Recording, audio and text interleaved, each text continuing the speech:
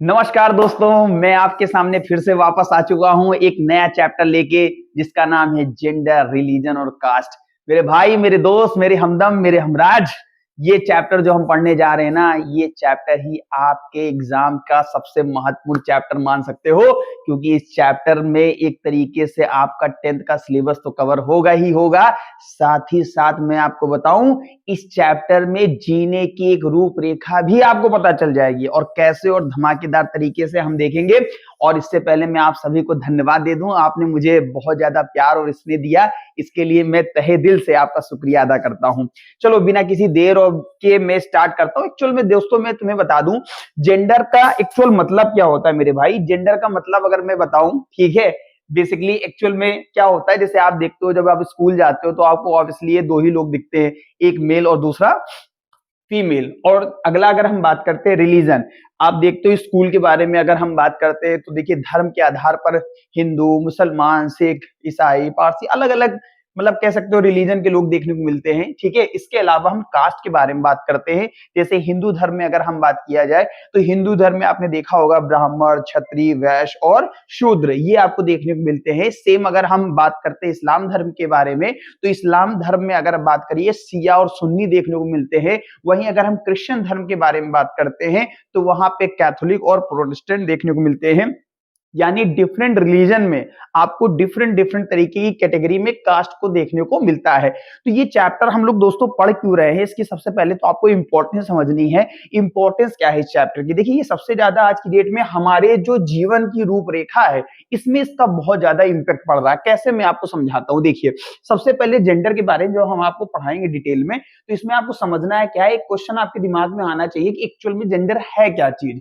फिर इससे रिलेटेड हम आपको कुछ एग्जांपल देंगे, देन आफ्टर हम इसके बारे में आपको कुछ पॉलिटिकल इंपैक्ट हैं वो हम समझाएंगे। और यही सेम चीज आपको रिलीजन में देखना है, और रिलीजन में एक नई चीज हम आपको बताएंगे जिसको बोलते हैं कम्युनिज्म, और एक तीसरी चीज आएगी कास्ट। तो पूरा जो चैप्टर है इन्हीं तीन टॉपिक के इर्द गिर्द घूमेगा और इन तीन टॉपिक को हम विस्तार से समझने की कोशिश करेंगे। तो सबसे पहले आप यहाँ पे देख लीजिए, मैंने जेंडर, रिलीजन, कास्ट के बेस पे यहाँ पे एक फिगर डाला हुआ है जिससे आपको एक बेहतर अंडरस्टैंडिंग मिल सके एक्चुअल में ये है क्या चीज। अगर आप इसको यहाँ पे देखोगे तो अलग अलग आपको रिलीजन के लोग देखने को मिलेंगे जिससे आप पहचान सकते हो। जैसे एग्जांपल ग्रुप में अगर मैं बात करूं, आपने एक 3 इडियट मूवी देखी होगी, उसमें एक बाबा से पूछा जा रहा था कि आप पहचानिए इसमें कौन से रिलीजन के कौन लोग हैं, तो वो उनके पोशाक के हिसाब से उनको डिस्क्रिमिनेट किया गया था। ठीक है, तो हम बिना किसी देर के एक्चुअल में स्टार्ट करते हैं। जेंडर का एक्चुअल मतलब क्या होता है मेरे भाई। देखिए अगर हम लोग बेसिकली अगर ध्यान से देखते हैं, जब भी हम लोग मम्मी पापा के बारे में सोचते हैं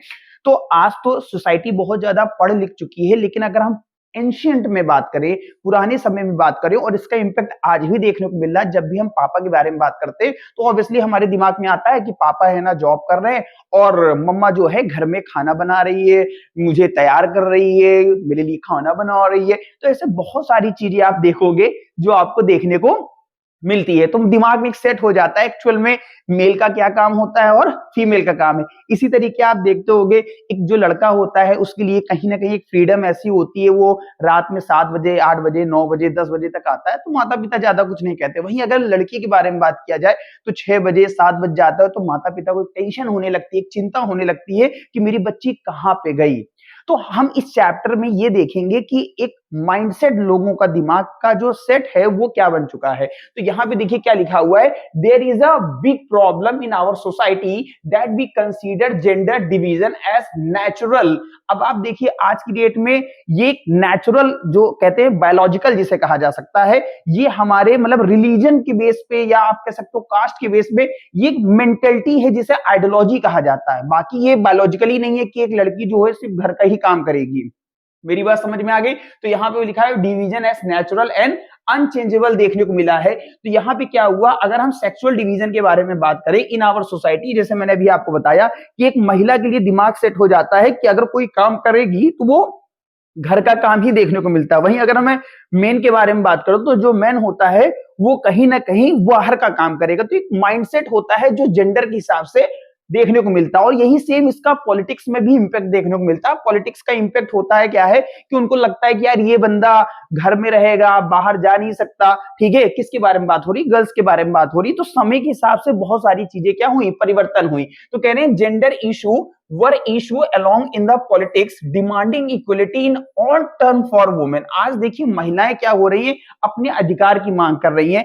अधिकार की मांग कैसे कर रही हैं, देखिए आज हम अगर बात करते हैं स्कूल में, अगर हम बात करते हैं, देखिए महिलाएं जब स्कूल जाने लगी हैं तो महिलाओं का एजुकेशन का लेवल बढ़ने लगा। जब वो एजुकेशन का लेवल बढ़ने लगा तो वो आज हमारे देश के एडमिनिस्ट्रेशन में, पॉलिटिक्स में, हर जगह उनका इंपॉर्टेंट रोल देखने को मिल रहा और लगातार इन्होंने प्रोटेस्ट भी किया। और मैं आपके नॉलेज के लिए बता दूं, भारत ही दुनिया का इकलौता ऐसा देश है जब आजादी के बाद एक साथ महिलाओं को अधिकार मिला वोट डालने का। और आपको बता दें महिला और पुरुष को इक्वल समझा गया था। लेकिन समाज में जो एक विडंबना जिसे बोलते हैं पेट्रियार्कल यानी कि पुरुषात्मक चीजें चल रही थी, उसके बारे में अगर मैं बात करूं तो however political expression of gender has help in the upliftment of women and society, it has improve there participation in all field of work.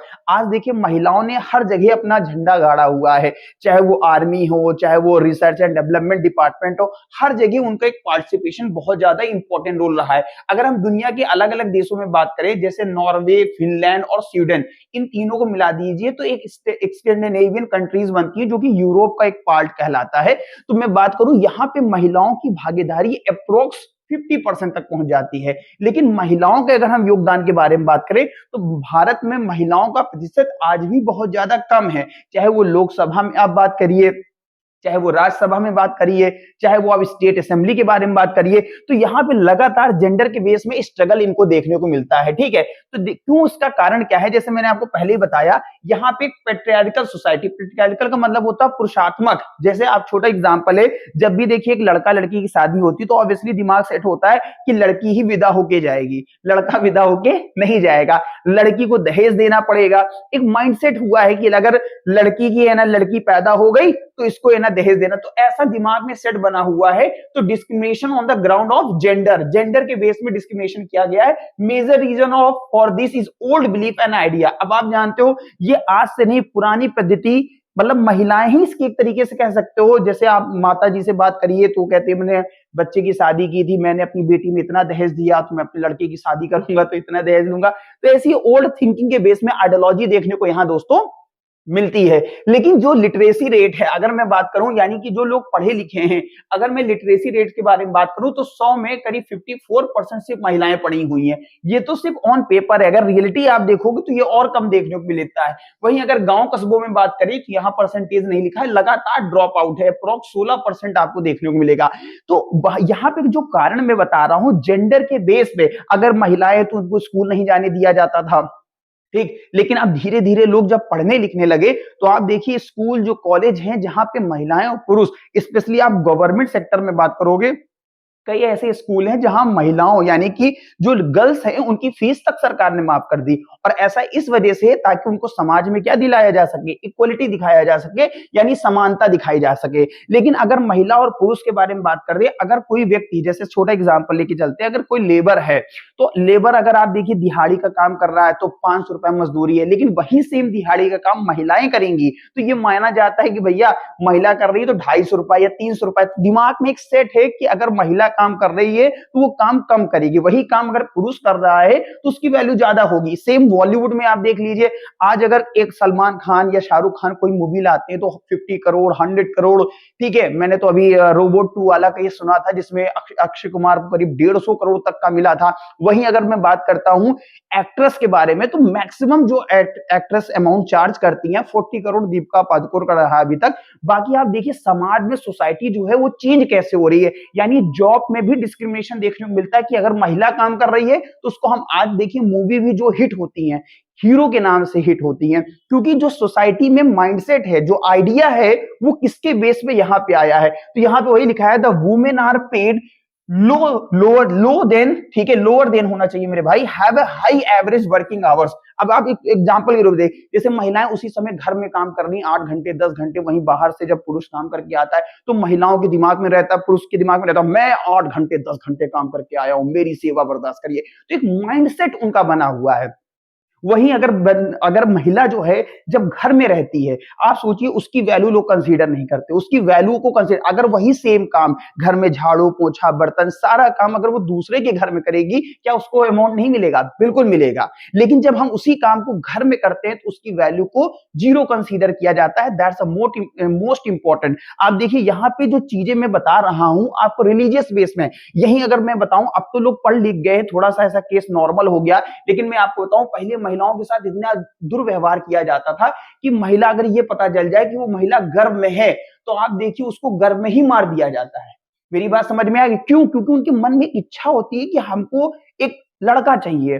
क्यों लड़का चाहिए? क्योंकि मेरे वंश को बढ़ाएगा। आप खुद सोचिए, बायोलॉजिकली अगर देखा जाए तो उनको due to lack of knowledge उनको पता ही नहीं कि लड़का लड़की कैसे होता है। लेकिन समाज में एक जो बौद्धिक विचारधारा है, जिसे कह सकते हैं कि लोगों के दिमाग में जो चीजें चल रही हैं वो इतनी आसानी से दूर नहीं होंगी, क्योंकि उसको हम एजुकेशन के थ्रू क्या कर सकते हैं, दूर करेंगे। तो यहाँ पे क्या होता है, यहाँ सेंटेंस गलत है, थोड़ा सा आप करेक्ट कर लीजिएगा।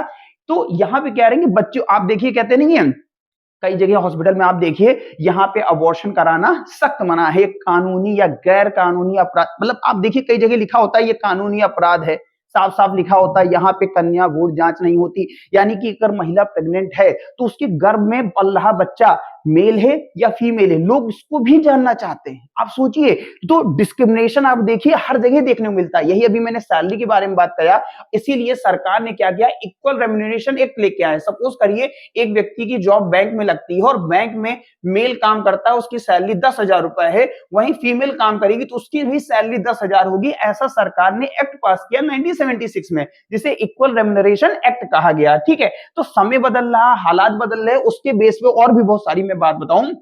मैंने आपको बताया भारत का जो पार्लियामेंट है बेसिकली लोकसभा, राज्यसभा और प्रेसिडेंट, इन तीनों से मिलकर बनता है। देश आजाद हुआ, लोकसभा में जो हिस्सेदारी अगर देखा जाए अकॉर्डिंग टू योर एनसीईआरटी 2014 में महिलाओं का परसेंटेज कितना था लोकसभा में, 12% था। करंट टाइम में अगर मैं बात करूं 2024 में अप्रोक्स 25 में अगर देखा जाए तो ये मात्र सिर्फ 14% ही बढ़ा हुआ है। मेरी बात समझ में आ गई? वहीं हम स्टेट असेंबली, जैसे ये पार्लियामेंट पूरे देश के लिए, जैसे हमारे देश में जो पार्लियामेंट है, लोकसभा यानी प्राइम मिनिस्टर के थ्रू लीड हो रही, राज्यसभा वाइस प्रेसिडेंट यानी चेयरमैन, पार्लियामेंट में प्रेसिडेंट जो बिल पास करता है, जिसे अभी करंट टाइम में श्रीमती द्रौपदी मुर्मू। आप देखिए, तो यहाँ पे जो मैं आपको चीजें बता रहा हूँ ये महिलाओं को लेके अवेयरनेस फैलाई जा रही है कि महिलाओं को लेके जो एक मेंटेलिटी बनी हुई है वो धीरे धीरे क्या हो जाए, खत्म हो जाए। मेरी बात समझ में आए? तो वुमेन का जो रिप्रेजेंटेशन है अराउंड पूरी दुनिया में देखा जाए कि पूरी दुनिया में कितनी महिलाएं काम कर रही हैं, तो ऑन एन एवरेज सिर्फ 23.5% देखने को मिल रहा है। तो समाज में चीजें तो बदल रही हैं, लेकिन कितनी मात्रा में बदल रही, इसके लिए भी सरकार लगातार क्या कर रही है, प्रावधान कर रही है। जैसे लीगल प्रोविजन देखने को मिल रहा है, have been pass to have a fair proportion of women in the legislature. जैसे एक छोटा एग्जांपल है, सरकार अभी रिसेंट में मैं आपको बताऊं, जैसे आपको पता होगा भारत में पहले 2 टियर ऑफ द गवर्नमेंट था, जिसे हम फेडरलिज्म कहा जाते हैं, जहां पे सेंट्रल गवर्नमेंट और स्टेट गवर्नमेंट था। ठीक, लेकिन लगातार संशोधन हुआ 73rd और 74th में पंचायती राज व्यवस्था आई। ठीक, पंचायती राज व्यवस्था में यह कह दिया गया भैया 1/3, यानी कि अगर 100 सीटें होंगी तो 100 में 33% सीटें किसके लिए रिजर्व होंगी, महिलाओं के लिए रिजर्व होंगी। ऐसे ही लगातार सरकार क्या कर रही है, प्रोविजन बना रही है ताकि मेल और फीमेल में जो डिस्क्रिमिनेशन है इसको खत्म किया जा सके।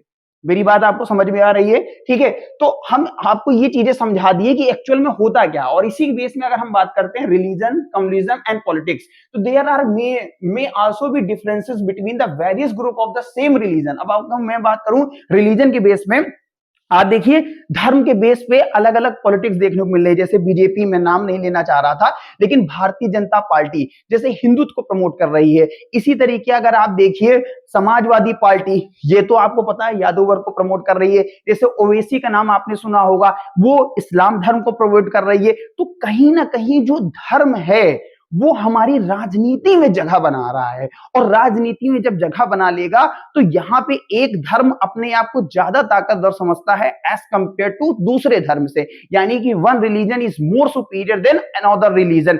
ये ऐसी धारणा बन जाती है और इसका इंपैक्ट सीधे हमारी देश की राजनीति में देखने को मिलता है। ठीक है, तो religious differences are often express in politics and our leader use these differences very well in the politics. आप देखिए जैसे हमारे देश के honourable mister prime minister Narendra Modi ji के बारे में भाइयों और बहनों मैं कहना चाहता हूं, देखिए जैसे ये नारा देते हैं मोदी मोदी, नारे लगना शुरू हो जाते हैं। आप सोचिए, जैसे अब हमारे देश में उत्तर प्रदेश जो हमारा प्रदेश है, इसमें हमारे ऑनरेबल मिस्टर श्री आप कह सकते हो योगी आदित्यनाथ जी, वो भी जब कहते हैं भाइयों मैं आपसे पूछना चाहता हूं, देखिए मर्यादा और हर चीज को उन्होंने बहुत अच्छे से बैलेंस किया हुआ, लेकिन कहीं ना कहीं अगर राजनीतिक फायदा उठाना है तो धर्म को बीच में लेके आते हैं। ठीक है, तो the special step should be taken to protect the minorities, लेकिन कहीं ना कहीं हमारे देश में चाहे वो माननीय हमारे प्रधानमंत्री जी हो, चाहे वो मुख्यमंत्री जी हो, वो कहीं ना कहीं माइनॉरिटीज को इस बात को आश्वासन देते हैं कि हमारे देश में कहीं भी किसी भी तरीके से आपके साथ मतभेद नहीं किया जाएगा, क्योंकि माइनॉरिटीज जो हैं उनके मन में एक निराशा, उनके अंदर हीन भावना आने लगेगी कि मेरे साथ गलत हो रहा है, तो वो बगावत करना शुरू कर देंगे, और बगावत शुरू हो गई ना तो वहां से एक शब्द जनरेट होता है जिसको बोलते हैं कम्युनलिज्म, यानी कि एक धर्म अपने आप को ज्यादा जब ताकतवर समझने लगेगा तो वहां पे दंगे होना शुरू हो जाएंगे, मारपीट शुरू होना शुरू हो जाएगी, यानी एक धर्म दूसरे पर हावी होना शुरू होगा। जैसे अभी बांग्लादेश का एग्जाम्पल मैं आपको बता दूं, वहां पे 1971 में बांग्लादेश बना, लेकिन करंट टाइम में वहां पे प्रधानमंत्री कोई नहीं है। क्यों नहीं है? क्योंकि वहां पे एक धर्म हावी हो रहा है। श्रीलंका में देखिए कितनी बार तख्ता पलट हो रहा है, तो कारण क्या है? जब एक रिलीजन की आइडियोलॉजी दूसरे रिलीजन से ज्यादा सुपीरियर हो जाती है तो वहां पे एक सब जनरेट हो जाता है जिसे बोलते हैं communalism, an ideology stating the division of people on the basis of ethnicity, religion, brief, values etcetera. तो आप देखिए डिफरेंट रिलीजन, अपने रिलीजन को हर व्यक्ति, अगर कोई व्यक्ति हिंदू धर्म में जन्म है तो मानता है हिंदू सुपीरियर है, इस्लाम में है तो वो मानता है इस्लाम जन्म में है, क्रिश्चियनिटी है तो क्रिश्चियन को superior, Buddhism, different religion has a different values. अब आप समझ के चलिए, इसी को हम लोग कम्युनिज्म के रूप में मेजर करते हैं। तो वेरियस फॉर्म ऑफ कम्युनिज्म हमें पॉलिटिक्स में देखने को मिलती है। जैसे मोस्ट कॉमन अगर हम देखते हैं, superiority of one religion over the another. मैंने आपको पहले ही बताया कि एक रिलीजन जो है वो दूसरे रिलीजन से अपने आप को क्या समझता है? सुपीरियर समझता है। वही पॉलिटिकल डोमिनेशन के बारे में बात करते हैं तो यहाँ पे मेजॉरिटिज्म, जो सत्ता में ज्यादा होता है रिलीजन में, उसी के हाथ में सत्ता होती है। मैं किसी पॉलिटिकल पार्टी के बारे में बात नहीं करना चाहता, बट आप कहीं अपनी नजर घुमा के देखिए, आज समाज में कहीं ना कहीं जो रिलीजन है उसकी वैल्यू के बेस पे ही राजनीति खेली जा रही है। मेरी बात समझ में आ गई? Use of sacred symbol. अब आप देखिए, emotional appeal by the leader on the religious interest. आप देखिए, जैसे मैं नाम नहीं लूंगा क्योंकि देखिए रिलीजियस बेस पे बात करें, जैसा मैं अपने आप को हिंदू बता रहा हूं तो मैं एज ए हिंदू में अपने आप को प्रमोट करता हूं, लेकिन कोई अगर इस्लाम धर्म का है तो वो अपने आप को प्रमोट करेगा, कोई क्रिश्चियन है तो वो क्रिश्चियन को प्रमोट करेगा। तो यहां पे क्या किया जा रहा है? लेकिन अगर जैसे मुझे कहीं जाना है तो मैं ऑब्वियसली है कि हिंदू धर्म का फ्लैग लेके निकलूंगा, अगर कोई इस्लाम है तो वो अपने धर्म का मतलब फ्लैग लेके निकलेगा। तो यहाँ पे जो बात कर रहे हैं कहीं ना कहीं रिलीजियस इंटरेस्ट की बात हो रही है कि वो अपने रिलीजन को कैसे प्रमोट करेगा। For example communal violence during the independence. जैसे आपको बताया, जब हमारे देश में आजादी का एक बहुत ही महत्वपूर्ण पल चल रहा था तो उस समय हमारे देश में पाकिस्तान तो उस समय अस्तित्व में ही नहीं था, एग्जिस्टेंस ही नहीं था।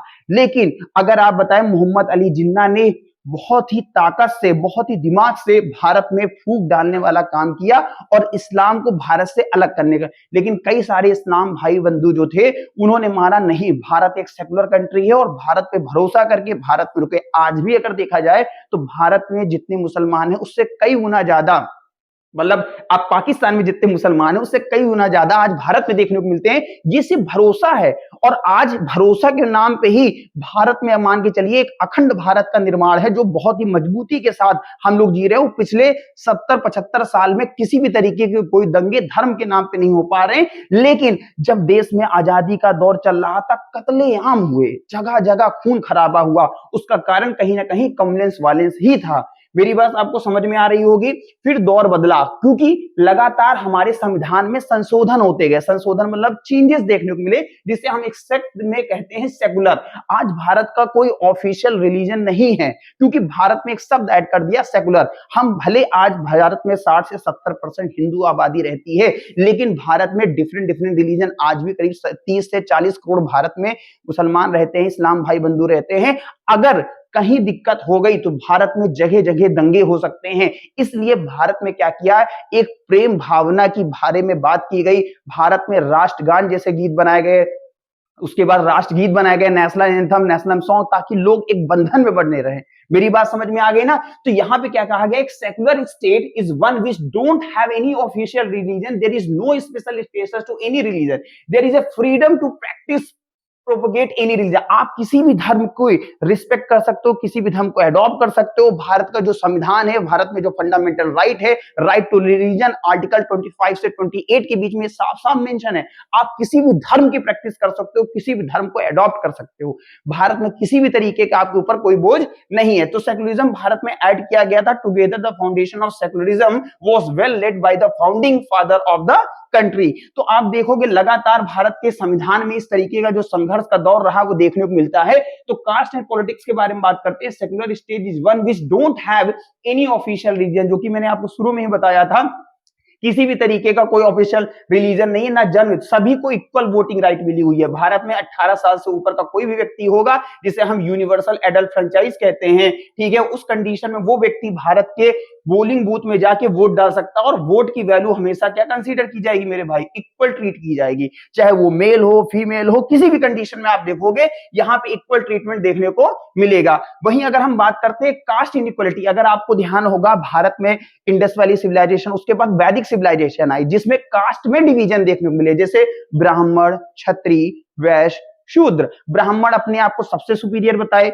क्षत्रिय अपने आप को योद्धा बनाए, वैश्य व्यापारी में आए। वहीं जो शूद्र थे उनके साथ बहुत ही ज्यादा शोषण हुआ, जिसमें एससी, एसटी, ओबीसी यानी अनुसूचित जाति जैसे शब्द आए, जिनके साथ बहुत ही ज्यादा शोषण हुआ। Doctor B R. अम्बेडकर ने लगातार स्ट्रगल किया। भारत में जो लगातार एक तरीके से कह सकते हैं जो हीन भावना थी, जो गलत विचारधारा थी, जो उनके दिमाग में निगेटिव थिंकिंग थी, उन सबको खत्म करने की बात की गई। और उन्होंने लगातार संघर्ष करके भारत में रिजर्वेशन चीजें लेके आए कि किस तरीके हम एससी, एसटी और ओबीसी को आरक्षण देंगे। इस पर सरकार ने काम किया ताकि लोगों के बीच में जो एक मतलब कह सकते हैं ना दुर्भावनाएं जो पैदा हुई हैं उनको खत्म किया जा सकते। तो यहाँ पे कॉन्स्टिट्यूशन लेवल पे उनको प्रोटेक्शन दिया गया। आप देखिए, चाहे वो एजुकेशन हो, चाहे वो आपका एम्प्लॉयमेंट हो, हर जगह कहीं ना कहीं इनको रिजर्वेशन दिया गया है ताकि दिमाग से जो नेगेटिविटी है लोगों के वो खत्म हो जाए। क्योंकि हजारों सालों से लगातार इन्होंने संघर्ष झेला है, उस संघर्ष को सफलता में कन्वर्ट करने के लिए लगातार सरकार क्या कर रही है, एफर्ट कर रही है। अब जो एग्जांपल मैंने आपको दोस्तों दिया था, various form of caste in politics, आज आप देखोगे जितनी भी पॉलिटिकल पार्टी हैं, जैसे आज प्रेजेंट टाइम में हमारे देश की सरकार जो है एनडीए है, नेशनल डेमोक्रेटिक अलायंस, उसमें सबसे महत्वपूर्ण योगदान है बीजेपी, भारतीय जनता पार्टी, जो कि भारत में राम मंदिर के बिहाफ पे 1980 में इसका गठन हुआ था और लगातार उन्होंने संघर्ष किया। 1991 में इसके मतलब एक तरीके से प्रोटेस्ट भी हुए, उसके बाद फाइनली 2019 में राम मंदिर बन के तैयार हुआ। इसी तरीके अगर आप बात करते हो डिफरेंट रिलीजन की, इस्लाम धर्म के बारे में बात करते हैं, इनका जो जन्म हुआ था 5th सेंचुरी के आसपास हुआ। दुनिया में अलग अलग लेवल पे इन्होंने भी अपने प्रभुत्व को बनाया। आजादी के बाद अगर मैं बात करूं, इन्होंने ओबीसी का नाम आपने सुना होगा, उन्होंने भी बहुत बड़े लेवल पे इस काम को आगे बढ़ाया था। तो political party appeal to the caste sentiments. अब कास्ट सेंटीमेंट्स, इसका एग्जांपल मैं और देता हूं। आपने माननीय मायावती जी का नाम सुना होगा, जिन्होंने बहुजन समाजवादी पार्टी बनाई थी। 1984 का दौर था जिसमें काशीराम जी का बहुत इंपॉर्टेंट योगदान था। तो उन्होंने जो कह सकते हैं ना हरिजन, इनके लिए सरकार ने बहुत सारे काम किए, मास्टर एक तरीके से स्टोक मारा। और स्पेसिफिक काज आप किसी भी लेवल पे देखोगे, यहां भी संविधान के किसी भी लेवल पे देखोगे तो इनको एक आरक्षण देने की बात की, रिजर्वेशन देने की बात की। No party win the vote for all the voters of the single caste. आप देखिए, कोई एक सिंगल कास्ट पे अगर आप चाहे बहुजन समाजवादी पार्टी की बात करिए, चाहे वो एक तरीके से समाजवादी पार्टी के बारे में बात करिए, चाहे वो आप बीजेपी के बारे में, कोई सिंगल रिलीजन या सिंगल कास्ट की पार्टी विन नहीं कर सकती। उसमें लगभग सभी लोगों का योगदान होता है। आप इस चीज को बिल्कुल भी माइंड मत करिएगा कि किसी एक रिलीजन या एक कास्ट के बेस पे हम इलेक्शन जीत सकते हैं। इसमें सबका इंपॉर्टेंट रोल होता है, ठीक है। तो political leader need to give a political support to the caste and which were treated as a inferior and low. कई बार ऐसा होता है जिस समुदाय में जितनी ज्यादा मतलब एक तरह कह सकते हो कम्युनिटी होती है, वहां पे लोग उसको क्या करते हैं, प्रमोट करते हैं, ठीक है। तो आपको ये टॉपिक आई होप सो समझ में आ रहा होगा। और लास्ट हम बात करते हैं पॉलिटिकल इन्फ्लुएंस ऑन कास्ट। आज की डेट में कास्ट के बेस में रिजर्वेशन है, जो कि मैंने आपको बहुत अच्छे समझा दिया। It is not the politics that get caste ridden, it is caste that get politicise each caste group try to become bigger. जैसे मैंने बताया, हर कास्ट के लोग अपने आप को क्या करते हैं, सुपीरियर समझते हैं, वो जानते हैं हम ज्यादा ताकतवर हैं, हम ज्यादा ताकतवर हैं। मेरी बात समझ में आए? इसके बेस पे यहाँ पे रिजर्वेशन की बात की गई है, ठीक है। तो इसके आपको कई जगह पॉजिटिव इंपैक्ट भी देखने मिलेंगे, कई बार निगेटिव। जो जिस कास्ट को आप प्रमोट करिए उसके लोग तो खुश हो जाएंगे, लेकिन दूसरे लोग क्या हो जाते हैं, बेचारे दुखी हो जाते हैं, उनको लगता है मेरे साथ कहीं ना कहीं पार्शियलिटी हो रही है। आई होप सो आपको लेक्चर समझ में आया होगा। मैं आपसे इस चीज के लिए विनम्र निवेदन करूंगा, आप हमारे लेक्चर को बहुत ज्यादा पसंद कर रहे हो, आप लोगों के साथ इस वीडियो को शेयर करिए, ठीक है। आपका स्नेह और प्यार हमारे साथ बना रहे, उसके लिए धन्यवाद।